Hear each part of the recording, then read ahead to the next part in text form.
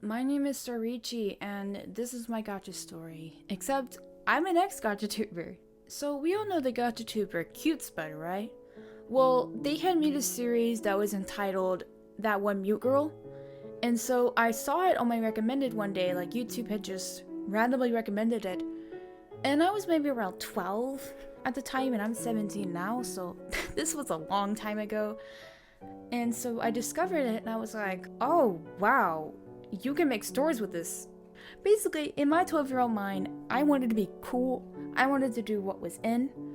And apparently Gacha was, and so I just did it. I downloaded Gacha Studio, I started making stuff with it, and then I was letting know the Gachaverse was a thing, and I downloaded that. And that is where it just basically all started.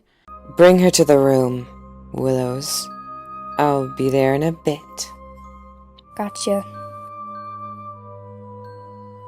Around, I think, 2017 or 2018 was when I discovered the Gacha community. I don't actually know. I didn't know how to change my name and everything.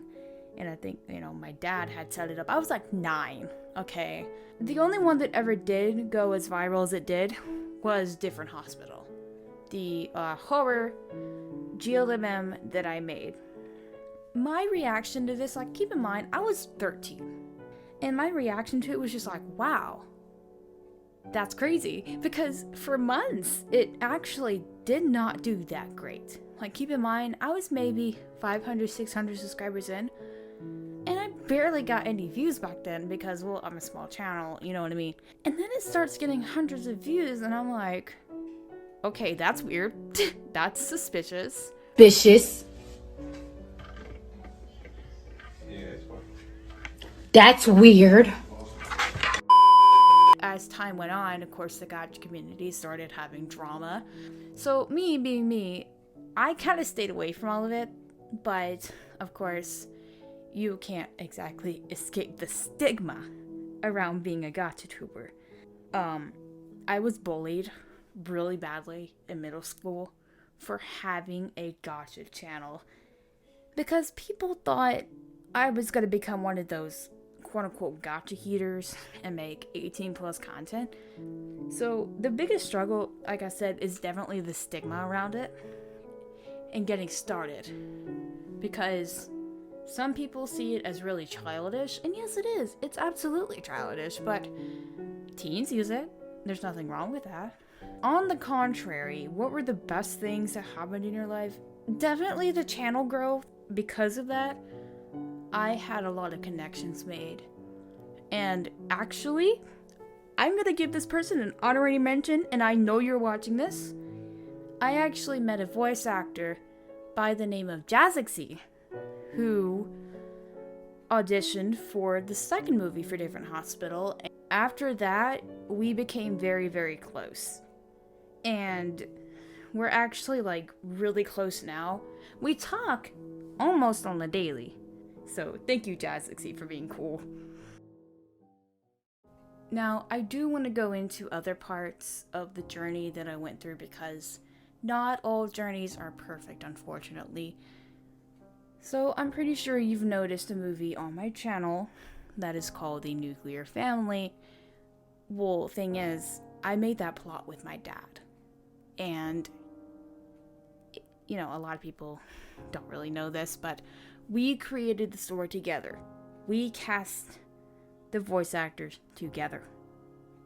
We made the character designs together. We made the names together. Like, I just read the script because, he worked a lot and, he was busy. He's not around anymore. And he hasn't been since 2021 because of COVID. And that kind of video to have on my channel is very sentimental, and it's sad that he's not here to see how far I've gone. And I also want to mention that my mother is not around anymore and hasn't been since 2021 because of COVID as well. They passed 2 weeks apart from each other, exactly the same day. Like, the only differences were the times and the causes. And I know my dad would be so happy with how successful Nuclear Family became. I know he is out there somewhere watching, and I hope him and my mother are proud.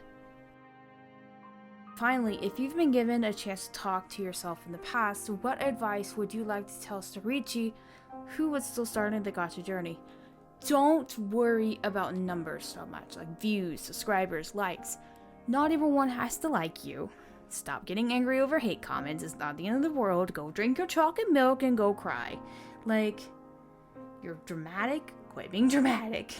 It's not the end of the world if someone tells you that you're ugly. Like, all you have to do is delete their comment and move on. Why would you rather focus on comments that make you feel like crap rather than comments that affirm you? It doesn't make really any sense to me why people are so hell-bent on, like, oh, I get so much hate, it's ruining me. I understand that some people are sensitive, and I definitely was that person, but these are online people. All you have to do, block, delete, report. That's all you have to do. And if you block them, they can't comment on your channel anymore. So, don't worry about it. And don't worry about views either. Just have fun.